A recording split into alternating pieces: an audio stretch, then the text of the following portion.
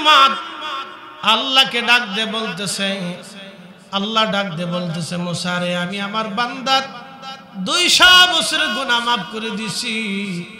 মুসা আলাইহিস সালাম আল্লাহকে ডাক দে বলে ইয়া রব কেন মাফ করছো গো আল্লাহ? আল্লাহ ডাক দিলেন মুসা আমার বান্দা রাত্রিবেলা ঘুমাইতো না, দুনিয়ার সব মানুষ যখন ঘুমাইতো বনি ইসরাইল তখন আমার বান্দা ঘুমাইতো না রে মুসা। আমার বান্দা রাত জেগে জেগে তাওরাত পড়তো, তাওরাত তাওরাত।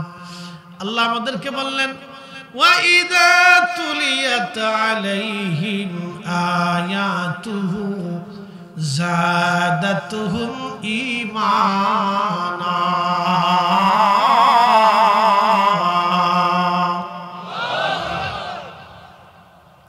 যখন তোমাদের সামনে কোরআনের আয়াতগুলি তেলাওয়াত করা হবে তখন ঈমানদারের ঈমান যাদাতুহুম ঈমানা, ঈমানদারের ঈমান বেড়ে যাবে। এইজন্য আমি মনে করি প্রত্যেকবারই বলি কোরআন খতম হওয়া দরকার।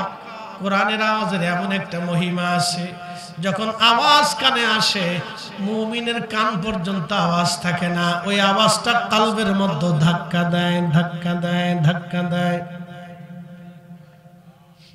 মারহাবা কর গোবাইছেনি কেউ যদি জিম টিম দে তো একটু ধাক্কা টাক্কা দিয়ে রাত 12টা বাজতেছে ঘুম আসাটা সবাই। আপনার গ্রামের মানুষ পরিশ্রম করে 10টার ভিতরে আপনার বিছনায় চলে যান, এটা আদত। কিন্তু আদতের চেঞ্জ হয়ে যখন 12টায় আসে তখন এটা স্নায়ু দুর্বল হয়, বক্তা শ্রোতা সবার স্নায়ু দুর্বল হয়। কথা বলেন, জোরে বলেন। আপনি যদি উন্নত বিশ্বগুলিতে যান যা দেখবেন তাদের ছেলেরা মেয়েরা হাফ প্যান্ট পরে হাঁটে কিন্তু চুরি করে না, মিথ্যা বলে না, খাবারে ভেজাল দেয় না। অথচ আমরা বাংলাদেশি মুসলমান নামাজ পড়ে আইসি সুদ খায়, টুপি মাথায় দিয়ে আইসে ঘুষ খায়, অনেক বড় দাম। আমি আমার হাসনাবাদের এক জমি ব্যবসায়ী অফিসে বসে আছি, আমার সাথে বসুন্ধরার মাদ্রাসার মোহতামিম আছে, দুইজন এক টেবিলে বসে আমরা চা খাচ্ছি।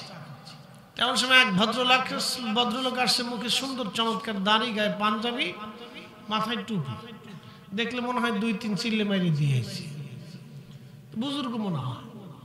তো এই লোকটা 60 কোটি টাকার জমির অর্ডার করল। 60 কোটি, কত কোটি? 60 কোটি টাকা দিয়ে।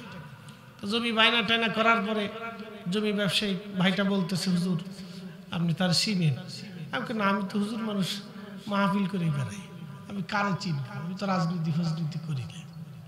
তাকে উনি হচ্ছে এই ঢাকা ওয়াসার দক্ষিণের ইঞ্জিনিয়ার।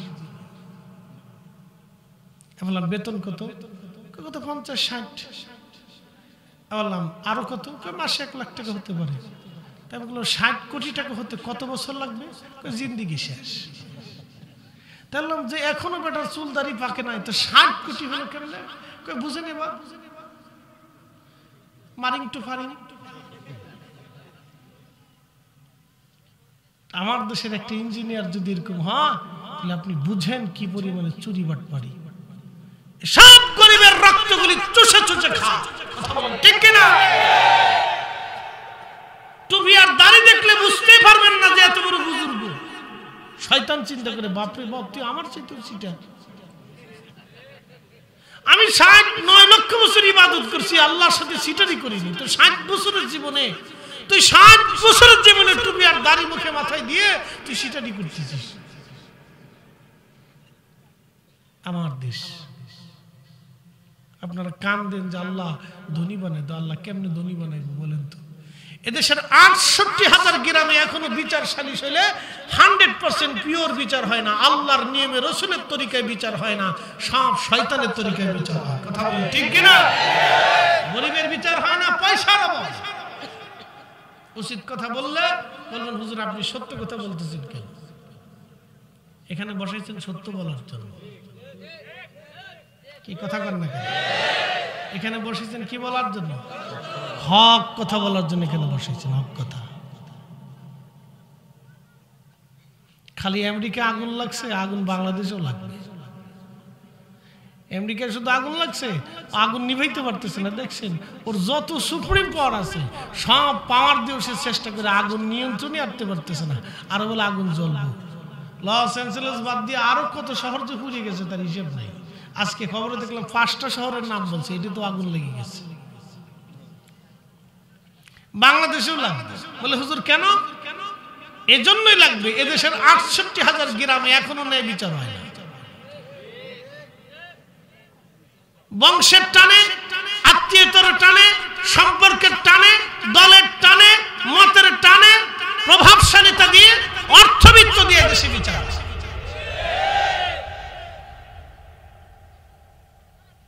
এদেশে বিচার হয় এই জন্যে খোদার গজব। আল্লাহ রাসূলের কাছে এক মহিলাকে, কষ্ট হইতেছে না আপনাদের? এই কথা শোনার দরকার আছে না ভাই? হ্যাঁ, একদল হুজুর আছে তো খালি মিলাদ বন্ধ করো, হ্যাঁ তার কাজ হলো মিলাদ বন্ধ করার জন্য উঠে আইছে। কি কথা কর না কেন? আর একদল আছে নারায়ে রিসালাত ইয়া রাসূলুল্লাহ স্লোগান ফালতু, এটা বন্ধ করে দাও। আরে সোরা ইয়া রাসূলুল্লাহ স্লোগান বন্ধ করার জন্য আল্লাহ তোমারে পাঠায় নাই, আল্লাহ পাঠিয়েছে দেশে পতিতালয় বন্ধ করার জন্য। তুমি তা পারো না আমার রাসূলের নাম বন্ধ করতে আসছো।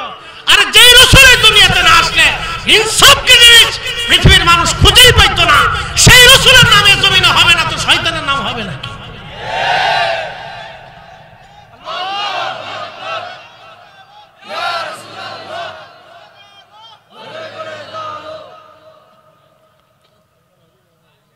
আমার এত দলিল লাগবে না, আমি বিনা দলিলে বুঝি। আমি বিনা দলিলে বুঝি। এদেশের লক্ষ লক্ষ মানুষ ইয়াবা, গাঁজা, ফেন্সির ব্যবসা করে। আমাদের উচিত ছিল ওদের বাড়িঘর সহ পুরাইয়া একবার কবর সহ পুরাই দেওয়া। বলে হুজুর কারণ কি? ওর 14 গোষ্ঠী আগুন ধরাই দেব। ওই ব্যবসা করার সাহস পাইছে কি করে? সাহস পায় এদেশের অধিপতিরা, সমাজপতিরা তাদেরকে সুযোগ দেয়, রাজনীতিবিদরা তাদেরকে সুযোগ দেয়।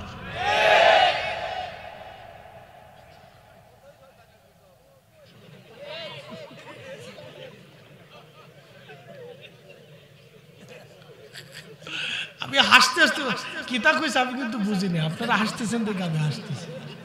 হিতা মাত বোধ হিতা মাতছে রে বা, আমি কিছু বুঝছি না। চিনি সারা আর চিনির উপরে খেপছে, আমি খাইতাম না চিনি। যা চিনি সারা হলে খাইতাম। এ শোনেন, বাংলাদেশের সব আলেম যদি এক জায়গা হয়, সব গড়ানা দেশের সাথে আমরা কোনো এই দল মত চিনব না। আমরা সব ঘরানার আলেম বাংলাদেশে এক জায়গায় যদি বলে আগামীকাল সূর্য উঠার আগে এদেশের যত হিরুনসি বাটপার সিটা সব কটার বাড়ি আগুন ধরানো হবে। তোরা যদি ভালো না হস তাহলে আগুন ধরানো হবে। বাংলাদেশে 36 ঘন্টার ভিতরে গাঁজার ব্যবসা বন্ধ হয়ে যাবে। কি মনে হয় আপনাদের? এদেশের মানুষ পারে না? কথা কন না কেন? পারে না? 36 ঘন্টার ভিতরে দেশে গাঁজা, ইয়াবা, ফেন্সির ব্যবসা বন্ধ হয়ে যাবে। 36 ঘন্টার ভিতরে কোন ব্যাপার না। মাটির ভিতর থেকে উঠে নিয়ে আসবে,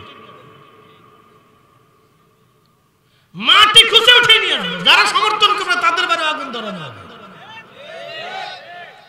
যদি এদেশের সব আলেম ঘরানার পীর মাসায় এক জায়গায় বসে সিদ্ধান্ত নেয়, এই দেশের মানুষ টাইট করা কোনো ব্যাপার হলো গাঁজা খাবে, আবার গাঁজা তো খুঁজেই পাবে না। কি কথা খারাপ কইছি ভাই? বন্ধ করার দরকার ওইগুলা, হেতা বন্ধ করবার এসে কোরআন খতম দেয়, এটা বন্ধ করো, এটা বেদাত। তুমি বেদাত চোখে দেখো, তুমি হাজার হাজার যুবক ধ্বংস হয়ে যেতেছে, এটা চোখে দেখো না? কি কথা কর না কেন? উনি এসে কোরআন খতম বন্ধ করার জন্য আল্লাহ ওনার মনে ইজারা দিয়ে দিচ্ছে আর কি। ইজারা বুঝছেন না আপনারা? আল্লাহ ওনার ইজারা দিচ্ছে, এটা বন্ধ করো।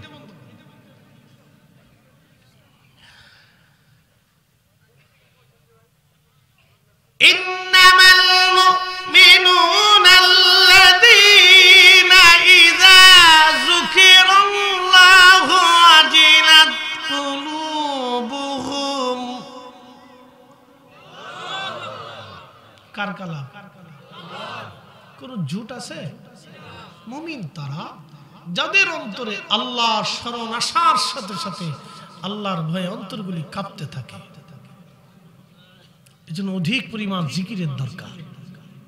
একদল আছে বুকে হাত বেঁধে নামাজ পড়বা, নাভির নিচে হাত বাঁধা বেঁধা, তার ফটো এটা। বুকের নিচে হাত বাঁধা, নাভির উপরে হাত বাঁধা বেদা, বুকের উপরে হাত বাঁধা ছন্ন, আস্তে আমিন বলা বেদা, জোরে আমিন বলা ছন্ন। উনি আসে খালি এইটা লইয়ে, কি কথা কর না, উনি আসে খালি এইটা লইয়ে। ওরে তাল, এগুলো শীত কিনে পছন্দের বাইরে চামড়া উঠানোর দরকার। ও আছে এইটা নিয়ে। আমার দেশের কত যুবক নামাজই পড়ে না, কি কথা কর না কেন, নামাজই পড়ে না। আমার দেশের হাজার হাজার নারী আছে 6 মাসে ওযু করে না।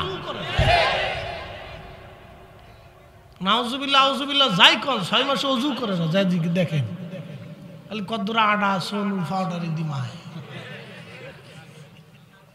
এটা মনে করি এটা মাপলে বুঝি সুন্দর হওয়া যায়। দেশের লক্ষ লক্ষ যুবক তার বাপ মাকে গালি দেয়, তাই না? লক্ষ লক্ষ যুবক বাপ মাকে গালি দেয়। এদেশের বহু শিক্ষিত পারছেন, আল্লাহর রাস্তে মাফ করবেন, ধনীর আদরের দুলালরা বাপ মাকে ঘর থেকে বের করে দিয়ে বৃদ্ধাশ্রমে দেয়। বৃদ্ধাশ্রম এখন আর দেয় না, এখন ঢাকাতে বাসা অফিস ভাড়া করে দেয়। নতুন সিস্টেম হয়েছে, সেটারই আবার নতুন পদ্ধতিতে হয়েছে। বৃদ্ধাশ্রমে দিলে মানুষ গালিগালাজ করবে, এই জন্য বাসা ভাড়া করে দেয়, নাহলে ফ্ল্যাট একটা কিনে দেয়। তুমি ওখানে যা থাকো, তোমরা তোমার বৌমার ভালো লাগে না, সেটা আমি বুড়া মানুষের সাথে থাকতে চাই না। কত বড় সিটার বাটপার দেশে হয়েছে। আমার ফ্ল্যাটে একজন আছে, আমি দেখে বলতেছি, না দেখে বলতেছি, আমার ফ্ল্যাটে আছে একজন বৃদ্ধ মহিলা, একাই থাকে বাসায়। সন্তান কোটি কোটি টাকার মালিক, সন্তানের ঘরে মার জায়গা হয় না। সি সি সি, চিন্তা করে এনে দেশে এইগুলি চলতেছে। আর হেতে আছে আমিন জোরে কোন আজ থেকেও খালি এটা নিয়ে ফাড়াফাড়ি করতেছে। ইয়াছে তো ফাড়াফাড়ি, দেশে মানুষ আমিনই কয়, কি কথা কর না কেন? কত মুসলমান আমিনও কয় না, আমিন আসতেও কেন জোরে কেন, হ্যাঁ আমিন বুঝেই না। এ নামাজে আইছে হলো বিয়ের ঠেলাই বইটা, রাজনীতির ছোট বই। নামাজ তো পড়ে না, রাজনীতির ধাক্কায় নামাজ হচ্ছে। বিয়ে বাড়ি নতুন এসে চিন্তা করলো নামাজ না পড়লে বিয়ে করবো, বিয়ের জ্বালায় নামাজ হচ্ছে। এ আমিন জোরও বুঝে না, আসতে বুঝে না, হে আমিন কয়ও না। এ চিন্তা করে দাঁড়ায় কোন জ্বালাত পড়ছাল, বিয়ে বাড়ি না এলেও পারতাম। এটা এ মুসলমান নবীগঞ্জ জয়গণগরবাসী, নবীগঞ্জ না ভাই, বাপ রে বাপ, জগন্নাথপুর তো বড় আছে দেখতেছি, বিরাট বড় থানা দিল। এই অদূর কোনার থেকে এই পর্যন্ত বাপরে বাপ শেষ হয় না। ওদিকে বিশ্বনাথ থেকে শুরু হয়েছে, ওদিকে আবার সাথে করে ওই পাশ থেকে শুরু হয়েছে, এদিকে নবীগঞ্জের এদিক থেকে শুরু হয়েছে, শেষই হয়েছে। বাপরে বাপ, কত বড় থানা রে। জগন্নাথপুরবাসী মনোযোগ দিবেন, আল্লাহর বান্দা ডেকে বলে, রাব্বি আমি সেজদার মাধ্যম দিয়ে তোমার দরবারে উঠতে চাই আল্লাহ। আল্লাহ বললেন কবুল করলাম। আল্লাহর বান্দা 500 বছর হায়াত পাইল। 500 বছর হায়াত পাওয়ার পরে আল্লাহর বান্দা মারা গেল। মারা যাওয়ার পরে আমার রব ডাক দিয়ে বলেন, হে আমার বান্দা, আমার রহমতের কারণে তোমার জীবনের গুনাহ মাফ করে দিয়ে তোমার জান্নাতি বানাইলাম। একবার জোরে বলা যাবে কি মারহাবা। কখনো তোমাকে যদি ভুলি, হেদায়েতের আলো জেনে নিও কাছে তুলি, ঠাই দিও প্রিয়তম অগমহিয়ান, তুমি রহমান, তুমি মেহেরবান। অন্ধ গাহে না শুধু তোমারি গুণগান, বুঝেও বুঝে না তবু শান, তুমি রহমান, তুমি মেহেরবান।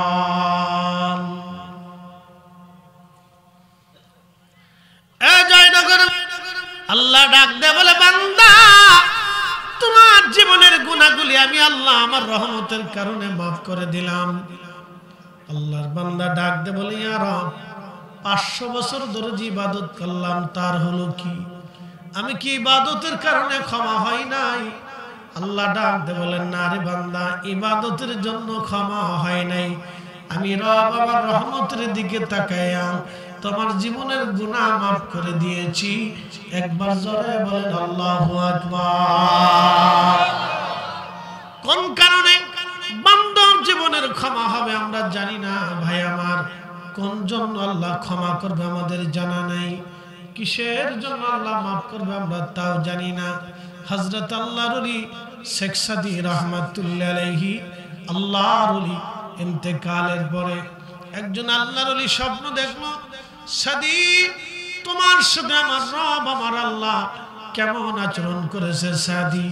সাদী ডাক দিয়ে বলল, ওগো আল্লাহর ওলি, আমার রব আমার আল্লাহ আমার জীবনের গুনাহগুলি মাফ করে দিয়েছে। বলে, সাদী কি কারণে আল্লাহ তোমাকে ক্ষমা করছে বলো।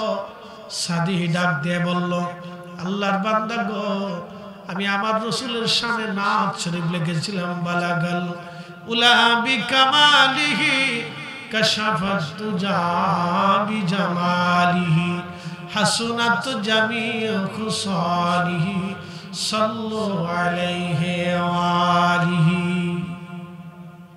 আমার রব আমার আল্লাহ ডাক দে বলে, সাদী তুমি কবিতা লিখেছিলা, আমার রাসূল খুশি হয়েছিল, খুশি হওয়ার কারণে আমি আল্লাহ তোমাকে মাফ করে দিলাম। আমার রহমতের গুণে আমি আল্লাহ তোমাকে মাফ করে দিলাম। সাদী তোমার জীবনের বাকি ইবাদত আমার পছন্দ হয় নাই, আমি আল্লাহ তোমারে মাফ করে দিলাম। বন্ধু, সাদীর জীবনে ক্ষমা হয়ে গেল আমার নবীর দুরূদ শরীফ লেখার কারণে, নাত শরীফ লেখার কারণে, আমার রাসূলের প্রশংসা করার কারণে সাদীর জীবনের গুনাহ মাফ হয়ে গেল। এই জন্য আল্লাহ রাসূলের কোন বিষয়কে ছোট করে দেখা যাবে না। ইমাম ইসফাহানি রাহিমাহুল্লাহ, ইমাম আবু নুঈম ইসফাহানি হিলওয়াতুল আউলিয়ার ভিতরে একখানা ঘটনা লেখেন। আমার ঘরে কিতাবখানা আছে। মুসা নবীর উম্মত 200 বছর পর্যন্ত শরীয়তে পাওয়া যায় নাই। 200 বছর পরে তার ইন্তেকাল হয়ে গেল। কবরস্থ করার আগে মানুষেরা বলল, মুসা গো, 200 বছর ধরে সে আল্লাহর শরীয়ত মানে নাই, তাকে আমরা শহরের ময়লার মধ্যে ফেলে দিব। বনি ইসরাইলের লোকেরা ধরে নিয়ে তাকে শহরের ময়লার মধ্যে ফেলে দিয়ে আসলো। আল্লাহ ওহী করলেন, মুসা কেন আমার বান্দাকে তুমি ময়লার মধ্যে রাখছো? আল্লাহর নবী মুসা ডাক দিয়ে বলে, ইয়া রাব্বি, একজন পাপিষ্টের জন্য তুমি আমাকে ওহী করলা। আল্লাহ কি বিষয় বুঝলাম না। আল্লাহ ডাক দেখে, মুসা রে, আমি আমার বান্দার জীবনের গুনাহগুলি মাফ করে দিছি। আস্তে হয়ে গেল না? সুবহানাল্লাহ। আচ্ছা, ক্ষমা করে কে? একসাথে বলি, কে? ক্ষমা চাই কে? ক্ষমা চাবে আমরা, মাফ করবে আল্লাহ। আমরা ক্ষমা চাবো, মাফ করবে কে? আল্লাহ। তাহলে ক্ষমা আমাদের চাইতে হবে না, না চাইলে পাওয়া যাবে? চাইতে হবে। এই চাওয়ার নামই হলো বেশি বেশি দোয়া। উদউনি আস্তাজিব লাকুম, আমার কাছে চাও আমি দেব। তো আল্লাহর কাছে চাবো না তো চাবো কি আমরা ভগবানের কাছে? আল্লাহর কাছেই তো চাই, তো চাবো না কেন? এই দোয়া নিয়ে সারা দেশে পারাবে। একদল আছে এই দোয়া বন্ধ করে, এটা বেদাত। ও কানা চোখে দেখে না যে আমার দেশের লক্ষ লক্ষ মুসলমান দোয়া বুঝেই না। কি কথা বলেন না কেন? দোয়া বুঝেই না। বাপের কবরের পাশ দিয়ে হাইটে চলে যেতেছে, জীবনে একটু সালামও দেয়। কি আছে না ভাই? লক্ষ মুসলমান দোয়া বুঝেই না, আর এটা সে দোয়া বন্ধ করেছে। শয়তানে চিন্তা করে, বাপ তোরা আমি 14.5 বছরে যা পারিনি, তোরা টুপি মাতি দিয়ে তা করে দিছিস, অসুবিধা নাই। আমার কাজ তোরা আঞ্জাম দিয়ে দিছিস, তোরা আমার খালাতো ভাই। শয়তান খুশি, বিরাট খুশি। জানেন শয়তান কত বড় খুশি? শয়তানের সাথে আল্লাহর একটা চ্যালেঞ্জ আছে। শয়তানরে যখন কানা মিনাল কাফিরিন বলে আল্লাহ তাড়িয়ে দিলেন, যে দূরা তুই কাফিরদের অন্তর্ভুক্ত, তখন শয়তান বলে, ইয়া রব, 9 লক্ষ বছর তোমার সেজদা দিছি, বিনিময় কিছু পাই না, বলে কি চাস? 3টে জিনিস দেব। তখন যদি মাফ চায় তো কপালে মাফ এসে যায়। 3টে জিনিস দেব, আল্লাহ তো সব জানে, তো 3টে জিনিস দেব। বলে কি চাস? 1 নম্বর কিয়ামত পর্যন্ত হায়াত দেব, তা দিলাম। আর কি চাস? ইয়া রাব্বি, আমার तमाम দুনিয়া তাসাররুফ করো, ঘুরে ঘুরে চলে আসবে 1 সেকেন্ডে, 1 মুহূর্তের ভিতরে, শক্তি দাও। হ্যাঁ, তা দিলাম। আর কি চাস? বলি ইয়া রাব্বি, তোমার বান্দার রক্তের শিরার ভিতর দিয়ে ঢুকে কালবের মধ্যে বসে বসে ধোঁকা দেওয়ার তৌফিক দাও, শক্তি দাও। বলে আল্লাহ বললেন তাও দিলাম। সহিহ বুখারীতে আসছে, বান্দার কালবের এখানে বসে শয়তান ধোঁকা দিতে থাকে, মাহফিলে বসিস না, চলে যা, সুদ খা, ঘুষ খা, আকাম কর, কুকাম কর, ফায়সা খা। বলে কি করবি? ইয়া রাব, তোর ইজ্জত জালালের কসম, তোর একটা বান্দাকে বেহেশতে ঢুকতে দেব না, গুনাহ করাই ছাড়ব। এইজন্য নবীরা ছাড়া সব পাপী, নবীরা ছাড়া সবাই গুনাহগার। ওর চ্যালেঞ্জ ও ঠিকই রাখছে। ইয়া রাব, তোর ইজ্জত জালালের কসম করি, তোর প্রত্যেকটা বান্দাকে গুনাহ করাবো। আল্লাহ তখন জালালি হয়ে ধমক দিয়ে বলেন, এই শয়তান, আমি আল্লাহর ইজ্জত জালালের কসম করে বলছি, তুই গুনাহ করাবি আর আমার বান্দা মাফ চাইতে দেরি হবে, আমি মাফ করতে দেরি করব। সুবহানাল্লাহ। আস্তে হয়ে গেল না? সুবহানাল্লাহ। আর জোরে সুবহানাল্লাহ। সুবহানাল্লাহ। একসাথে বলুন আল্লাহু আকবার। দয়া কার? এখন মাফ যদি না চান তো পাবেন কি জাতা? এই জন্য যারা দোয়া বন্ধ করে দিচ্ছে ওরা শয়তানের কাজ আঞ্জাম দিতেছে। বুঝলে বুঝপাতা, নইলে তেজপাতা, বুঝে যাবে। এদেশে আলেমদেরকে আল্লাহ দোয়া বন্ধ করার জন্য পাঠায়নি, আল্লাহ দেশে আলেমদেরকে বন্ধ, পতিতালয় বন্ধ করার জন্য পাঠাইছিল। আমরা এটা পারি না। আল্লাহ আলেমদেরকে দেশে পাঠিয়েছিল সুদ বন্ধ করার জন্য, একটা কিস্তির দোকান বন্ধ করতে পারিনি। কি কথা কর না কেন? পারছি, পারি নাই। বিনিময়ে আমরা দোয়া বন্ধ করছি, নবীর দুরূদ সালাম বন্ধ করে দিছি, ফাতিহা বন্ধ করে দিছি, আমরা এগুলি বন্ধ করতেছি। আর ভাবতেছি বিরাট বড় পাতিলের আতঙ্ক, নামের আগে লেখে বাতিলের আতঙ্ক, এইটা সেটা। তো 36 লাইন থেকে লোক পড়তে পড়তে দিন চলে যায়।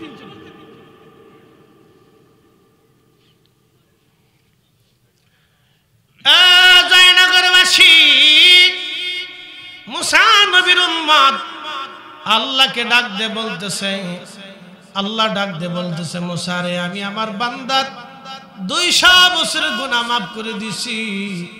মুসা আলাইহিস সালাম আল্লাহকে ডাক দিয়ে বলে, ইয়া রব, কেন মাফ করছো গো আল্লাহ?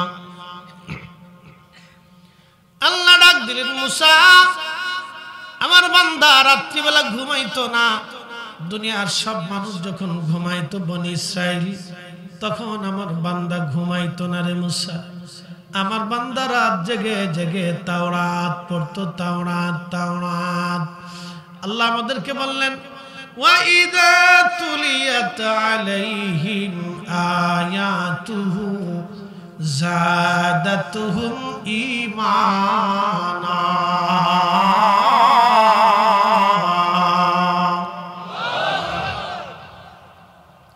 যখন তোমাদের সামনে কোরআনের আয়াতগুলি তেলাওয়াত করা হবে, তখন ঈমানদারের ঈমান, যাদাতুহুম ঈমানা, ঈমানদারের ঈমান বেড়ে যাবে। এইজন্য আমি মনে করি প্রত্যেকবারই বলি কোরআন খতম হওয়া দরকার। কোরআনের আওয়াজের এমন একটা মহিমা আছে, যখন আওয়াজ কানে আসে মুমিনের কান পর্যন্ত আওয়াজ থাকে না, ওই আওয়াজটা কলবের মধ্যে ধাক্কা দেয়, ধাক্কা দেয়, ধাক্কা দেয়।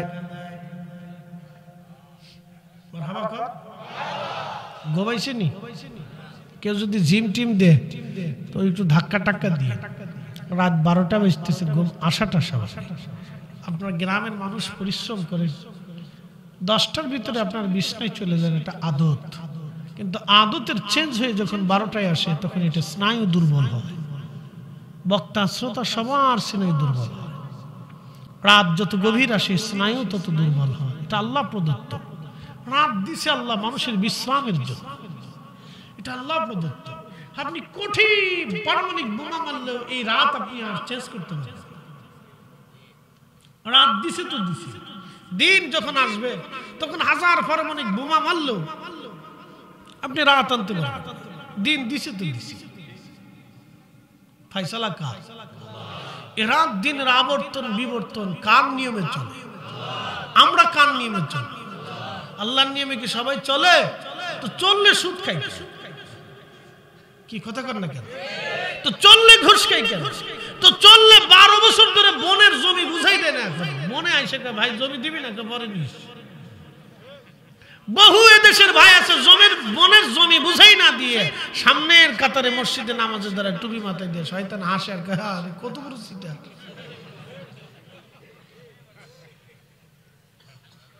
শোনেন, আমি আসল ওয়াজ করতেছি, আসল ওয়াজ কোনটা বুঝাই। ওযু ছাড়া নামাজ হবে, হালাল খাবার ছাড়া ইবাদত কবুল হবে, তাহলে এবার বুঝে যান আসল ওয়াজ করতেছি, যেটা করলে কাজ হবে।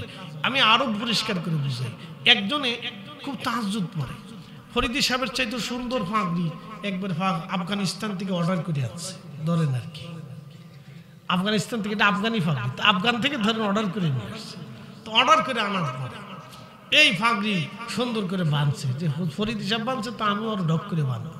তো ঢক মতো বাঁধছে, আতর মাতর লাগে, জুব্বা ভালা করে সৌদি আরবের কাপড় কিনে আনছে, জুব্বা গায়ে দিছে, গায়ে দিয়ে সুন্দর করে যায় নামাজ তুরস্ক থেকে আনছে, হেতা বিছেইছে, বিছে মসজিদের ভিতরে সারা রাত্র নামাজে পড়তেছে, কিন্তু ওযু নাই। নামাজ হবে? আচ্ছা, একজন পাক্কা রোজাদার সারা বছর রোজা রাখে, কিন্তু রোজা রাখার ইফতারের সময় শুয়োরের গোশত দিয়ে বিরিয়ানি রান্না করে ইফতার করে, রোজা হবে? একসাথে বলে, একসাথে বলে, সত্য সাক্ষী এটাও ইবাদত, একসাথে বলে রোজা হবে? শুয়োরের গোশত খাইয়া রোজা রাখলে রোজা যেমন হয় না, সুদের টাকা ঘুষের টাকা আর অন্যের মাইরে টাকা দিয়া ওই টাকা দিয়ে গরুর গোশত আর খাসির গোশত মুরগার গোশত ইফতারি খেজুর চানাচুর বিরিয়ানি আর শরবত খেয়ে রোজা রাখলে রোজা হয় না। আমার ওয়াজ লাগবে না, 3 ঘন্টার ওয়াজ 3 মিনিট সেরে দিছি, করে বাদ চলে যান।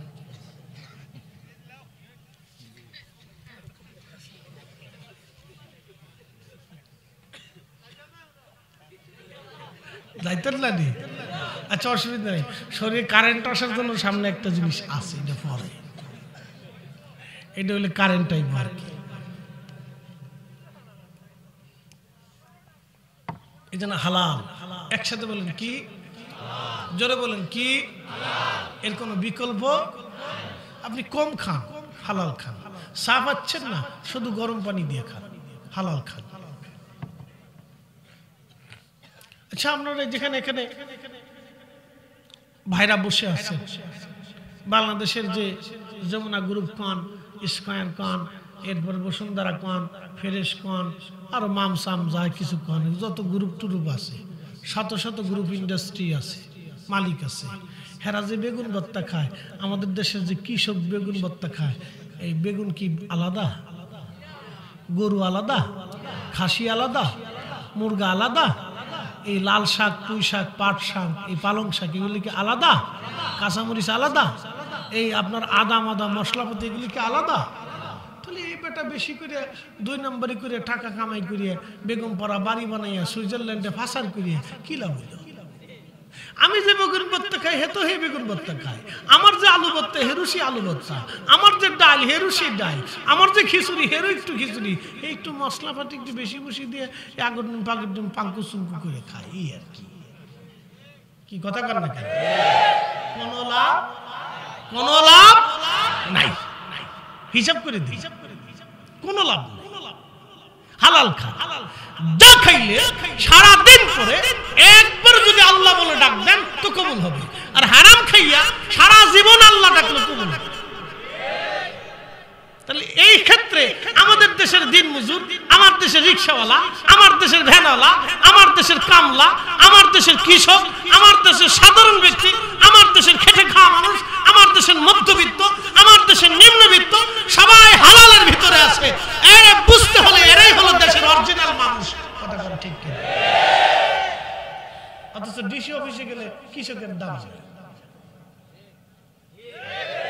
এদেশে আইন করে দেওয়া উচিত ছিল, ডিসি অফিসে কৃষক গেলে চেয়ার ছেড়ে ভালো করে বসতে দিতে হবে। কৃষক আমার দেশের বড় সাধক, কিন্তু এদেশে আইন হয়েছে উল্টে, মালটুস যে বেশি দিতে পারে সে অফিসের দাম আছে।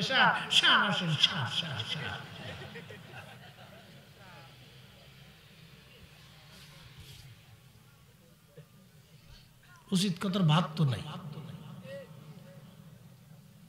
মেহেশর কায়েম হবে, আল্লাহর আদালত দাঁড়াইতে হবে। আল্লাহর নবী বলছেন উম্মত দুনিয়াতে যারা সম্মানিত হবে, কিছু মানুষ কিয়ামতের ময়দানে লাঞ্ছিত হবে। দুনিয়াতে গঞ্জিত হবে কিছু মানুষ, কিয়ামতের ময়দানে তারা নূরের টুপি পরা থাকবে। নারা হলো না, একসাথে বলেন আল্লাহু আকবার। গরিব বানাইছে, শুকরিয়া আদায় করে, অসুবিধা নেই, শুকর আদায় করে। ওয়াজ কি চলবে? আচ্ছা, আরেকটু ওই তো সিলেটি ভাষা, ওই তো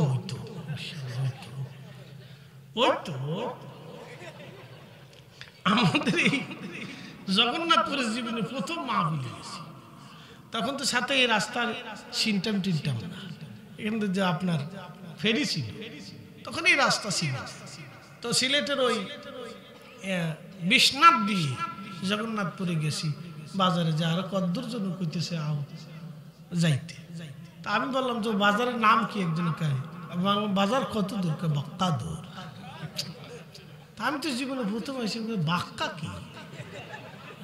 সব বাক্কা দূর, তখন সাবু বুঝি সব বাক্কা দূর। বাক্কা কি? বাক্কা দূর। তো আর একজনে বুঝতে যে হুজুর তো নতুন আসছে, তো এটা সব বাক্কা মানে বহু দূর হয়েছে কাজ। ভাষা একটা শিখলাম আজকে। তো প্রত্যেক মায়ের ভাষাই সুন্দর, মাশাআল্লাহ। চট্টগ্রামে গেলে দুইজনে যদি ঝগড়া করে তো দুনিয়াতে কিছু বুঝতেন না যে এটা কোন দেশে আসলাম, এটা কোন দেশ, এটা কি বাংলাদেশের অঙ্গরাজ্যের কোন দেশ আলাদা কিনা, কিছু বুঝতেন না। কি যে কইব কিছু বুঝতেন না। ভাষা শেষ। বাংলা ভাষা তৈরি হয়েছিল ভারতের নদিয়া, লালন পালন যশোর, খ্রিস্টিয়ান ঝিনেদা। ভাষা খুব সুন্দর, খাচ্ছ, যাচ্ছ, নাচছ, ঘুমোচ্ছ, খুব সুন্দর। এরপর আহত হয়েছে কুমিল্লার নোয়াখালী, ফানি রাহানি। এরপরে নিহত হয়েছে যে চট্টগ্রামে জায়গা, আর দাফন কাপন হয়েছে খাগড়াছড়ি, বান্দরবান। বাংলা ভাষা শেষ। একটু একটু পরেই ভাষা আর চেঞ্জ। প্রিয় উপস্থিতি হাজির, মুসা নবী ডাক দেখো, আল্লাহ 200 বছরের গুনাহ তুমি মাফ করলা, কোন কারণে আল্লাহ? আল্লাহ ডাক দেখে, মুসা রে, তাওরাত পড়তো আমার বান্দারা জেগে জেগে। আমি আল্লাহ তাওরাত পড়ার সময় আমার আখিরি নবী, আমার রহমতের নবী, পেয়ারা মেহবুবের নাম মুহাম্মদুর রাসূলুল্লাহ সাল্লাল্লাহু আলাইহি সাল্লাম যেখানে পেয়েছে, আমার বান্দায় নামের মধ্যে চুমা লাগাইতো, চোখের মধ্যে লাগাইতো, বুকের মধ্যে লাগাইতো। সেই জন্য আমি আমার বান্দার 200 বছরের গুনাহ আমি আমার আখিরি নবীর কারণে মাফ করে দিয়েছি। একবার জোরে বলা যাবে কে মারহাবা? মাফ করছে কে? আল্লাহর জিগেন, আল্লাহ কে রে মাফ করছে? তুমি কোন কৈফিয়ত? ওনার কাছে দয়া লাগছে, মাফ করে দিছে। ওনার দয়া। কার দয়া? আল্লাহর দয়া। এদেশে কত মানুষের চোখ নাই, জিজ্ঞেস আল্লাহ চোখ কেন দিলেন? বলে চোখ দেয়নি, যদি চোখ সবাইরই দিতাম, কানা যদি কারো না বানাইতাম, তাহলে মানুষ ভাবতো, জানতো না যে কানা বলে কিছু আছে। চোখ যে নষ্ট হয়ে যায় মানুষ জানতোই না। বলে রোগ কেন দিলা? বলে রোগ না দিলে মানুষ ফেরাউনের মতো হয়ে যেত। কথা ঠিক আছে না ভাই? রোগ যদি না হতো তাহলে ফেরাউনের মতো হয়ে যেতেন। এই জন্য শরীরে রোগ দিয়ে আল্লাহ দুর্বল লাগে। বাংলাদেশে পৃথিবীর বড় বড় ডাক্তার, যে ক্যান্সার বিশেষজ্ঞ, সেও ক্যান্সার আক্রান্ত হয়ে যায়। যে হার্ট বিশেষজ্ঞ, সেও হার্টে আক্রান্ত হয়ে মরে যায়। ফয়সালা কার? আল্লাহ। ফয়সালা কার? ফিরে যাব কার কাছে? আল্লাহর কাছে যেতে হবে। হযরতে মুসা নবীর উম্মতের গুনাহ মাফ হয়ে গেল। আল্লাহ ডাক দে বলে, মুসা আমার বান্দারে তুমি ময়লা থেকে উঠে এনে গোসল করাও, জানাজা দাও, দাফন দাও, শহরের ময়লা থেকে নিয়ে আসো। আমি আমার বান্দার গুনাহ মাফ করছি, আমি আমার বান্দার গুনাহ মাফ করে দিয়েছি।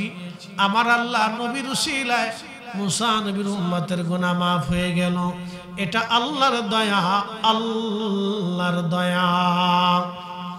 হযরত শেখ সাদীর জীবনের গুনাহ মাফ হয়ে গেল, আল্লাহর দয়া। নবীজি সহিহ বুখারীর মধ্যে বলেন, আল্লাহর একজন বান্দি পতিতালয়ে পতিতার ব্যবসা করত। টাকার বিনিময়ে মহিলা দেহ ব্যবসা করত। পৃথিবীর সবচেয়ে নিকৃষ্ট নারী হলো সেই নারী যে টাকার বিনিময়ে দেহ ব্যবসা করে, আর নিকৃষ্ট পুরুষ হলো সেই পুরুষ যে টাকা দিয়ে অন্য নারী দেহ ভোগ করে। दोनों निकृष्ट, अंधा गंदा पासा। ला हौला वला कुव्वता इल्ला बिल्लाह, अस्तगफिरुल्लाहल अज़ीम, ला हौला वला कुव्वता इल्ला बिल्लाह। तो महिला কাস্টমারের জন্য, পতিতার মহিলা কাস্টমারের জন্য দাঁড়ায়। তো দেখে একটা কুকুর হাঁপায় হাঁপায় জিহ্বা বের করে যাচ্ছে। শোনেন, আরবের আবহাওয়া খুব শুষ্ক। এটা নাকের ভিতর দিয়ে যখন ঢুকে, মুখের ভিতর দিয়ে যখন ঢুকে, তখন কলিজার শ্বাস এগুলো শুকায় আসে। জিহ্বার গোড়াটা দিয়ে, কোনা দিয়ে, নাকের ভিতর দিয়ে শুকায় আসে। খুব রুক্ষ আবহাওয়া। যারা হজে গেছেন তারা জানেন, খুব মারাত্মক রুক্ষ আবহাওয়া। নাক টাক দিয়ে ভিতর দিয়ে বের হয়ে আসে। তো যা হোক, এই জিহ্বার গোড়া টোড়া কলিজা টলিজা দিয়ে শুকায় আসে। তো পানির অভাবে কুকুর তৃষ্ণায় ছটফট করে জিহ্বা লিলি যাচ্ছে। পতিতা নারীর খুব মায়া লাগছে। আরে, একটা কুত্তা পানির জন্য কষ্ট পাচ্ছে, তার পায়ের চামড়ার মোজা খুলে কুয়ার ভিতর থেকে পানি উঠেছে। পানি উঠাইয়া এই পতিতা নারী কুকুরকে পানি পান করানোর কারণে রাসূল করিম সহিহ বুখারীতে বললেন, আল্লাহর বড় মায়া লাগলো, আল্লাহর বড় দয়া হয়ে গেল। আমার রব, আমার আল্লাহ পতিতা নারীর জীবনের সব পতিতার গুনাহগুলি, জেনার গুনাহগুলি আমার আল্লাহ সাথে সাথে মাফ করে দিয়ে এই পতিতাকে আমার আল্লাহ জান্নাতি বানায় দিল। জোরে বলেন, আরো জোরে বলেন, দয়া কার? যদি আল্লাহ আপনাকে মাফ করে দেয়, খুশি না বেজার? অনেক বড় খুশি হইতে হবে। বিষয়টা বুঝাইতেছি কেন মাফ দরকার। আল্লাহর বান্দা বলি, ইয়া রাব্বি, 500 বছর ইবাদত করছি, তার কারণে কি মাফ হয় নাই? না। তো কিসের জন্য মাফ করছে? বলে আমার রহমতের কারণে। তাহলে আমার 500 বছর ইবাদত গেল কোথায়? বলে বান্দা দেখবা?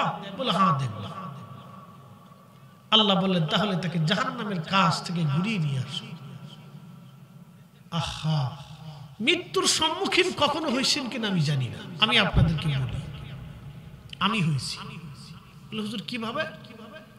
পদ্মা নদীতে আগে তখন সেতু ছিল, তো ওই রুট দিয়ে আমাদের দেশে, আমাদের গ্রামের বাড়িতে আসা যায়। তা আমার মসজিদ তো হাসনাবাদ এখান থেকে খুব কাছে হয়, তা আমি সবসময় রুট ব্যবহার করতাম।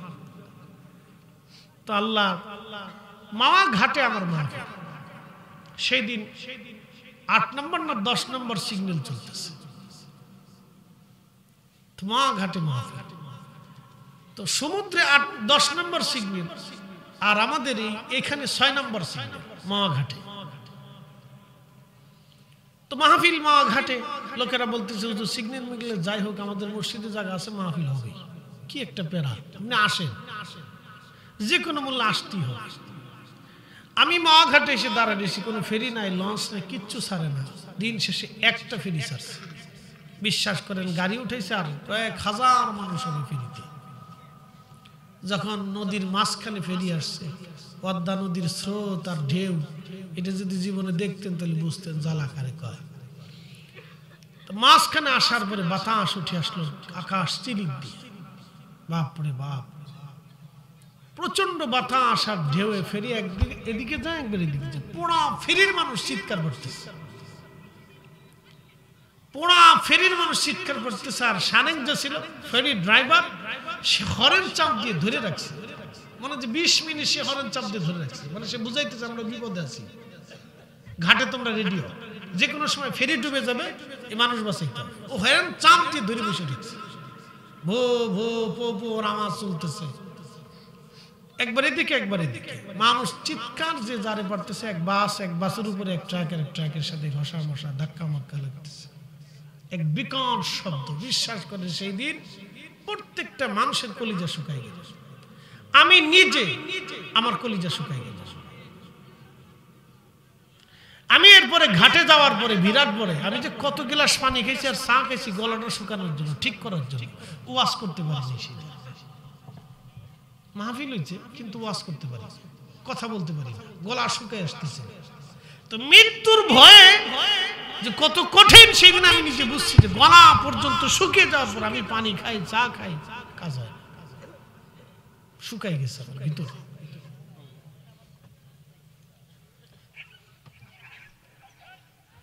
তো আল্লাহর বান্দাকে আল্লাহ ডাক দে বলেন, ফেরেশতারা তাকে জাহান্নামের কাছে নিয়ে যাও। জাহান্নামের কাছে নিয়ে যাওয়ার পরে একেবারে কাছে না, 500 বছরের দূরের রাস্তা। জাহান্নাম এত কঠিন, এত ভয়াবহ, এত তর্জন আর গর্জন। নবীজি বললেন 70,000 বছর আগে জাহান্নামের উপর থেকে মালিক ফেরেশতা একটা পাথর জাহান্নামের নিচে ফেলেছিল। ওই পাথরটা জাহান্নামের নিচে আসতে 70,000 বছর লেগে গেছে। এই কঠিন জাহান্নামের ইন্ধন হবে মানুষ আর পাথর, মানুষ আর পাথর, মানুষ আর পাথর। আল্লাহ বলেন, ইন্নাল্লাযীনা কাফারু মিন আহলিল কিতাবি ওয়াল মুশরিকিনা ফি নারি জাহান্নাম খালিদিনা ফিহা। আমার রব বললেন, নিশ্চয়ই যারা কাফির এবং মুশরিক এবং আহলে কিতাবের অন্তর্ভুক্ত যারা ইহুদি খ্রিস্টান, তারা জাহান্নামের এমন লেলিহান শিখাতে থাকবে, কোনদিন জাহান্নাম থেকে বের হতে পারবে না। জাহান্নামীদের খাবার হবে জাক্কুম ফল, যেটা কাঁটা যুক্ত খাবার। আপনারা দেখবেন আরবে মরুভূমিতে এই কাঁটা যুক্ত খাবার হয়। এটা মরুভূমির উট এই খাবারটা গ্রহণ করে খায়। আল্লাহ মানুষের প্রচন্ড ক্ষুধা লাগার পরে খাবারগুলি যখন দিবে, মানুষের এই খাবার যখন চাবে গলার মধ্যে গিলবে, মাছের কাঁটা বিঁধলে আপনাদের কেমন যন্ত্রণা হয় বুঝেন। এটা তো সাধারণ একটা কাঁটা, আর এই কাঁটাগুলি গলার মধ্যে যে বিঁধে যাবে, বেরু হবে না, ভিতরেও ঢুকবে না। এইভাবে বছরের পর হাজার হাজার বছর ধরে যন্ত্রণা চলতে থাকবে। তাদের পানি পান করানো হবে কঠিন গরম পানি। নবীজি বলেছেন, পানি যখন তাদেরকে ঢালা হবে, তাদের ঠোঁটগুলি জিহ্বাগুলি গলে গলে যাবে, আবার ঠোঁট জিহ্বা আবার হয়ে যাবে। আহা, কঠিন আগুনগুলি শরীরের বাহির থেকে পুড়বে না, জাহান্নামের আগুনগুলি কলিজার ভিতর থেকে ধরে ধরে বাহির আসতে থাকবে। আপনি যেমন কয়লাগুলি আগুনে পোড়াইলে আঙ্গার হয়ে যায়, লোহা আগুনে পোড়াইলে লাল হয়ে যায়, এরকম মানুষ জাহান্নামের আগুনে লাল হয়ে যাবে, লাল হয়ে যাবে, লাল হয়ে যাবে, কালো হয়ে যাবে, লাল হয়ে যাবে, কালো হয়ে যাবে। কঠিনের শাস্তি বড় কঠিন। নবীজি বললেন, উম্মত ও আমার উম্মত, আমি জাহান্নাম দেখার জন্য মেরাজের রাত্রিবেলা যখন গেলাম জাহান্নামে, যাওয়ার পরে দেখি কিছু মানুষের পেট অনেক বড় বড়, খড়ের পালার মতো বড় বড় উঁচু। এই পেটের ভিতরে সাপ বিচ্ছুগুলি কিলবিল করতেছে, সাপে বিচ্ছু দিয়ে পেটের মধ্যে কামড় মারতেছে, দংশন করতেছে। আল্লাহর বান্দা গগন বিদারী চিৎকার মেরে মেরে কাঁদতেছে। আল্লাহর নবী ডাক দিয়ে বলেন, জিব্রাইল এরা কারা? জিব্রাইল বলল, ইয়া রাসূলুল্লাহ, এরা হলো সুদখোর। দুনিয়াতে যারা সুদ খাইতো, আল্লাহ তাদেরকে অনন্তকালের জন্য জাহান্নামে এইভাবে শাস্তি দিতেছে। তাদের পেটগুলি খড়ের পালার মতো বড় বড় হয়েছে। পেটের ভিতরে সাপ বিচ্ছুগুলি দিয়ে তাদেরকে শাস্তি দেওয়া হয়। গগন বিদারী জোরে জোরে আমাদের চিৎকারে জাহান্নাম ভারী হয়ে যাচ্ছে। কিন্তু সাহায্য করার মতো আজ আর কেউ নাই। জিবরাইল বলল, হুজুর আপনার উম্মতকে বলেন তারা যেন সুদ না খায়, হারাম না খায়। যারা হারাম খাইতো, সুদ খাইতো, তাদের কবরে জাহান্নামে এরকম কঠিন শাস্তি দেওয়া হয়। আল্লাহর নবী বললেন, সাহাবীরা জাহান্নামে তো কঠিন, জাহান্নামের আগুন এত ভয়াবহ, কলিজার ভিতর থেকে পুড়ে পুড়ে পুড়ে পুড়ে সারা শরীর লাল হয়ে যাবে, কিন্তু চামড়া পুড়ে ঝলসে যাবে না, শরীরগুলি লাল হয়ে যাবে। আল্লাহ এইভাবে মারতে থাকবে। আবার জাহান্নামের ভিতরে আযাবের ফেরেশতারা তাকে ধরে নিয়ে তার মাথার মধ্যে পাথর দিয়ে আঘাত করবে। পাথর দিয়ে আঘাত করার কারণে মাথাগুলি একেবারে শেষে মগজ বের হয়ে যাবে, আবার মাথা হবে, আবার মাথার মধ্যে থেকে মারা হবে। তার হাত পা গুলি এইভাবে মারা হবে, শিক লোহার শিক দিয়ে তাকে পিটানো হবে। কঠিন বড় শাস্তি। সেই দিন জাহান্নামে কারো মৃত্যু হবে না, জান্নাতে কারো মৃত্যু হবে না। আল্লাহর নবী বলেন, হাসরের ময়দানে মৃত্যুটাকে আমার আল্লাহ জবাই করে দিবেন, আর কোনোদিন কেউ মারা যাবে না। মৃত্যুকে আল্লাহ হত্যা করবেন, কখনো আর কেউ মারা যাবে না। জাহান্নাম অবশ্যই হবে। জাহান্নামের শাস্তি বড় কঠিন। 500 বছর দূর থেকে জাহান্নামের গর্জন তর্জন শোনা যাবে। আল্লাহর বান্দাকে যখন জাহান্নামের 500 বছর দূরে নেওয়া হলো, প্রচন্ড গর্জন আর তর্জন শোনার পরে তার কলিজা একেবারে শুকায় গেল। এত পরিমাণে কলিজা শুকাইল, পানির তৃষ্ণা সে একেবারে দুর্বল হয়ে গেল। আল্লাহ বলেন, ফেরেশতারা তাকে ছেড়ে দাও, দেখো আমার বান্দা কি করে। পানি খোঁজার জন্য সারা ময়দান তন্ন তন্ন করে খুঁজতে লাগলো। ঠিক এমন সময় আল্লাহ বলেন, ফেরেশতারা রে, তোমরা এক পেয়ালা পানি নিয়ে ময়দানের এক পাশে দাঁড়াও। একজন ফেরেশতা এক পেয়ালা পানি নিয়ে ময়দানের পাশে দাঁড়িয়ে গেল। দাঁড়িয়ে যাওয়ার পর এই বান্দা দৌড়ে এসে বলল, ইয়ার ওগো আল্লাহর বান্দা, তোমার হাতে কি পানি? বলে হ্যাঁ। ওই পানিটা তুমি আমারে দিয়ে দাও। বলে পানি দিতে পারি, বিনিময় দেওয়া লাগবে। বলে আল্লাহর দরবারে এই প্রন্ত মাঠে আমি কোথায় বিনিময় খুঁজে পাবো? বলে আল্লাহর বান্দা, তোমার কাছে কি নেক নাই? বলে হ্যাঁ নেক আছে। কত বছর নেক আমল করেছো? বলে 500 বছর ধরে আল্লাহর ইবাদত করেছি। বলে 500 বছরের নেক আমারে দিয়ে দাও, তুমি এক পেয়ালা পানি নিয়ে চলে যাও। কলিজা এইভাবে তার শুকিয়ে গিয়েছিল। আল্লাহর নবী বলতেছেন, আল্লাহর বান্দা এক পেয়ালা পানির বিনিময়ে 500 বছরের নেকি বিক্রি করে দিল। এক পেয়ালা পানির বিনিময়ে 500 বছরের নেকি যখন বিক্রি করে দিয়েছি, তখন আমার আল্লাহ ডাক দে, বান্দা তুমি কি বুঝছো আমি কেন রহমতের কারণে ক্ষমা করছি? আল্লাহর বান্দা বলল, আল্লাহ বুঝি নাই। আল্লাহ বললেন, বান্দারে, মাত্র এক পেয়ালা পানির জন্য তুমি 500 বছরের নেকি আজ বিক্রি করে দিলা। ও বান্দা, দুনিয়াতে তোমার 500 বছর কত পানি পান করাইছি, আমি সব পানির হিসাব লাগবে না। তুমি এক পেয়ালা পানির হিসাব দিয়ে আজকে জান্নাতে চলে যাও। আল্লাহর বান্দা সেজদার মধ্যে পড়ে বলি, ইয়া রাব্বি, এক পেয়ালা পানির হিসাব দেওয়ার সক্ষমতা আমার নাই। আল্লাহ বুঝছি আপনার দয়ার কারণে আপনি মাফ করে দিয়েছেন, দয়ার কারণে মাফ হয়েছে, দয়ার কারণে মাফ হয়েছে। কখনো তোমাকে যদি ভুলি, হেদায়েতের আলো জেনে নিয় কাছে তুলি, ঠাই দিও প্রিয়তম অগমহিয়ান, তুমি রহমান, তুমি মেহেরবান। অন্ধ গাহে না শুধু তোমারি গুণগান, বুঝে বুঝে না তবু শান, তুমি রহমান, তুমি মেহেরবান। প্রশ্ন করতে পারেন ফরিদে হুজুর, আল্লাহকে কি করে খুশি করা যায়?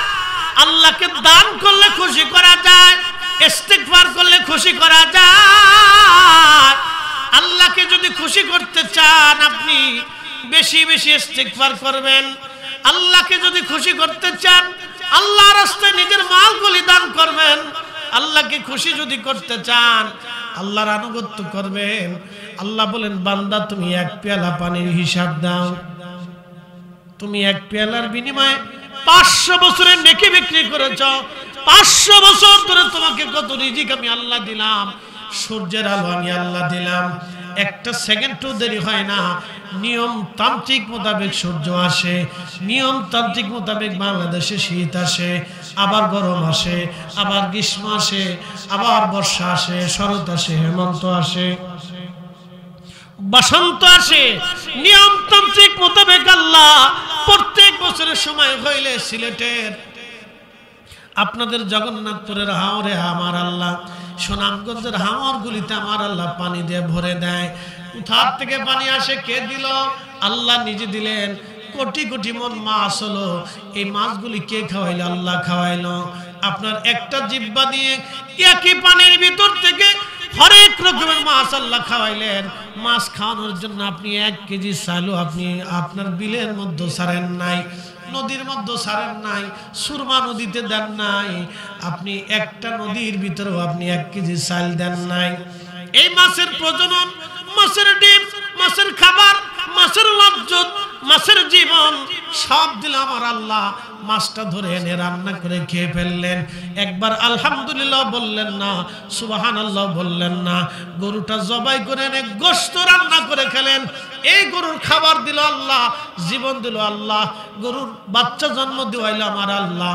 এরপরে আমার আল্লাহ দুধ দেওয়াইলেন। এই গরুর লজ্জত দিলেন, স্বাদ দিলেন, এই গরুর জীবন দিলেন। গরুর দুধ দোয়া এনে খেয়ে ফেলে দিলেন। কিন্তু আপনি একবারও ভাবলেন না গরুর দুধ দিল কে? কোটি কোটি বিজ্ঞানী এক জায়গায় হয়ে যদি চেষ্টা করে আল্লাহর দেওয়া 1 কেজি দুধ বা 1 ফোঁটা দুধও বানাই দিতে পারবে না। কোটি কোটি বিজ্ঞানী যদি এক জায়গা হয়, মৌ পোকা যে মধু বানায়, বিজ্ঞানীরা 1000 চেষ্টা করলে মৌ পোকার মতো মধু বানাই দিতে পারবে না। এই মৌ পোকারে মধু বানানোর জন্য জ্ঞান বুদ্ধি দিয়ে দিলেন আমার আল্লাহ। আর বলে দিলেন শিফাউল লিন্নাস, এই মধু হলো মানুষের জন্য শেফা। মরুভূমির ভিতরে খেজুর গাছ লাগায় আল্লাহ খেজুর খাওয়াইলেন বছরের পর বছর ধরে। মরুভূমির ভিতরে খেজুর গাছ লাগাইয়া আল্লাহ খেজুর আপনাকে খাওয়াইলেন। এই মরুভূমির ভিতরে এই খেজুরগুলো হলো মিষ্টি। আল্লাহ এই ফলটা খাওয়ার সঙ্গে সঙ্গে আপনার শরীরে পুষ্টিগুণ ছড়াই দিলেন আমার আল্লাহ। বন্ধু, একই জিহ্বা দিয়ে হরেক রকমের ফল আল্লাহ খাওয়াইলেন। একই মাটির ভিতর থেকে 1000 কোয়ালিটির ঘাস, উদ্ভিদ, খাদ্য আমার আল্লাহ উৎপন্ন করে মানুষকে খাওয়াইলেন। খাইলেন কিন্তু বিসমিল্লাহ বললেন না, আলহামদুলিল্লাহ বললেন না। আপনার বাড়ির কুকুর রাত্রিবেলা পচা গলা খায়, সকালবেলা পচা গলা আপনি তাকে দেন। আপনার বাড়ির উঠানে শীতের মধ্যে থর থর থর থর করে কাঁপে, তারপর আপনার বাড়ি পাহারা দেয়, জানে আমার মালিক আমার সকালবেলা খাবার দিবে, রাত্রিবেলা খাবার দিয়েছে, আমি মালিকেরটা খাইছি কিন্তু মালিকের সাথে বেঈমানি করব না।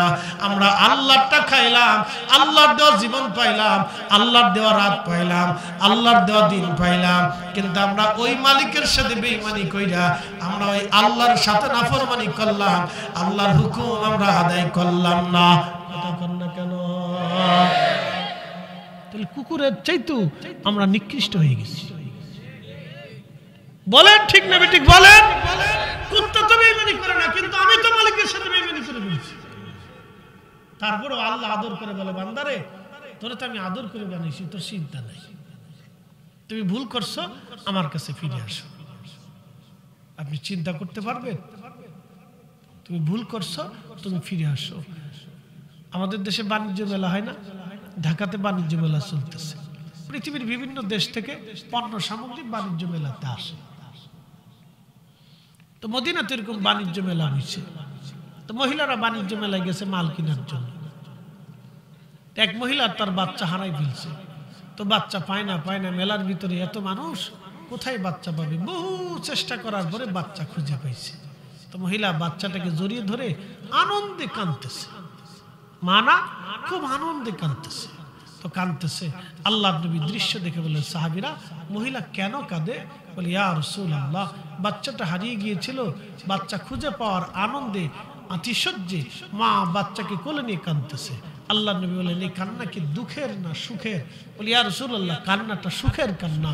নবীজি বললেন, ও সাহাবীরা, ওই মহিলা তো মা, মায়ের দরদের চাইতে 99 গুণ দরদ আমার আল্লাহর কাছে রেখে দিয়েছে।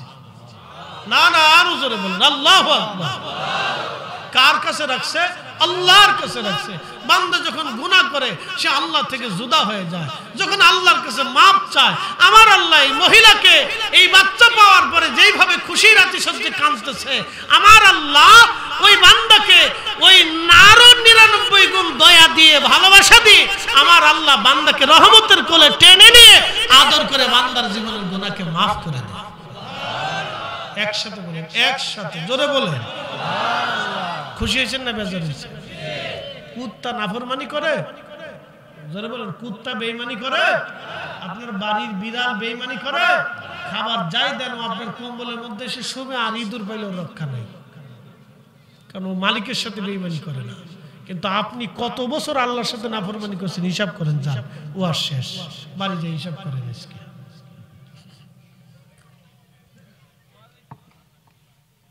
ওই তো বুঝাইলাম যে আমি আপনি মালিকের সাথে কত নাফরমানি করছি হিসাব করছেন। আচ্ছা, কাজের লোক কাজ না করলে কি বেতন দিবেন? দেবেন। কিন্তু আল্লাহ কাজের নিয়ত করলে আপনার বেতন দিয়ে দেয়। আস্তে হয়ে গেল না? তাহলে সে আল্লাহর কাজ করবে না তো করবেন কারটা? বলেন, এই চোখ কে দিছে? যদি নষ্ট হয়ে যায়, পৃথিবীর সব বিজ্ঞানী চেষ্টা করুক, আপনার একটা আল্লাহর দেওয়া চোখের মতো চোখ বানাইতে পারবে? তো যদি না পারে তাহলে গোলামি তো আল্লাহর করতে হবে। কি কথা কর না কেন? তাহলে গোলামিটা তো আল্লাহর হতে হবে। কুকুর বেঈমানি করে না, বিড়াল বেঈমানি করে না, আপনার বাড়ির গাভী আপনার সাথে বেঈমানি করে না। করছে? ও ইচ্ছা করলে কিন্তু আপনাকে লাথাইয়া গুতাইয়া আপনার ছেড়ে দিয়ে ও জঙ্গলে চলে যেতে পারত। কিন্তু আপনি ওর খাবার দেন, ও বাচ্চারা না খাওয়ায় আপনার দুধ দেয়। বাচ্চা কান্দে, তখন ওই গাভী বলে, এ বাচ্চারে তুই কাঁদিস না, আমার মালিক তো আমাকে খাবার খাওয়ায়, আদর করে, আমার মালিকের হক আছে। মালিক নেওয়ার পরে যা থাকবে তুই পাবি। আপনি কত বড় ইহসান আল্লাহ করছে দেখছেন? একটা গাভী তার বাচ্চারা দুধ না খাওয়া আপনাকে দুধ দিচ্ছে। ও পারলে আপনাকে পিঠে লাইঠিয়ে আপনি তাড়িয়ে দিতে পারত, কিন্তু দেয় না। একটা গাভী আল্লাহ আপনার সাথে বেঈমানি করে নাই। আর আপনি 2 বছর মার দুধ পান করেছেন, 25 বছর মা আপনার পিছে পিছে লেগে থেকে বড় করছে, এরপরে সুন্দরী বেডি পাইয়া বেঈমানি করে ফেলছেন। তোমার মতো কুত্তাও তো ভালো, তোমার মতো নাফরমান পৃথিবীতে। ওয়াজ খালি শুনে গেলে হবে না, ওয়াজ কলিজা করে বাড়িতে নিয়ে যেতে হবে। আল্লাহ তৌফিক দিক, বলেন আমিন। রাত বেশি হয়ে গেছে, আসেন নবীজিকে দাঁড়ায় সালাম জানাই। ইয়া নবী